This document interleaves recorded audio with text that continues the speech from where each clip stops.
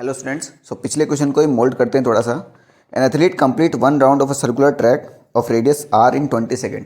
तो हम मान के चलते हैं इस एथलीट ने वन राउंड जो है 20 सेकेंड की जगह 40 सेकेंड में कवर किया है।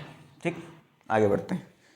What will be it's displacement at the end of 2 minute 20 second. 2 minute 20 second के बाद इसका डिस्प्लेसमेंट क्या होगा। ठीक है, सो टोटल टाइम कितना है 2 मिनट 20 सेकेंड, यानी ये हो गया आपका 140 सेकेंड। ठीक, सो 40 सेकंड में एक राउंड लिया है तो या तो आप 40 से डिवाइड कर दो, बात तो वही है। सो 140 डिवाइड बाई 40 खत्म, तो ये हो गया 7/2 राउंड। 7/2 राउंड मतलब 7.5 राउंड। ठीक, तो 3.5 राउंड इसको बोल सकते हैं। 3.5 राउंड ये हो गया। अब 3.5 राउंड मतलब डिस्टेंस निकालेंगे, तो डिस्टेंस निकालेंगे तो क्या होगा, या तो आप इसको पूरे एक राउंड में कितना होता है 2πr डिस्टेंस।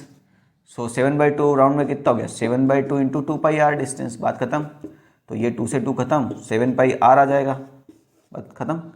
अब पाई की वैल्यू 22/7, आर की वैल्यू दी होती तो वो लिख देते। ठीक, अब रही बात डिस्प्लेसमेंट की, तो बेटा एक राउंड का डिस्प्लेसमेंट कितना होता है 0, तो 3 राउंड का डिस्प्लेसमेंट क्या हो गया 0।